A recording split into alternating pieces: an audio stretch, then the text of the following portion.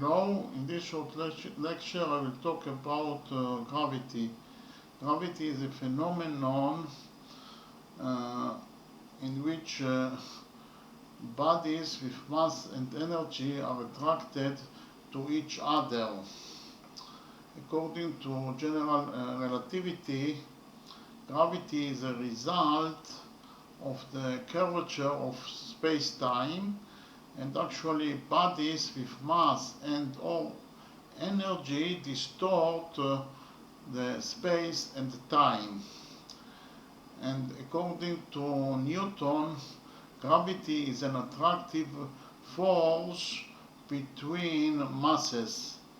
The force of gravity is proportional to the uh, products of the masses of the bodies divided by square of the distance between them. Okay, thank you very much.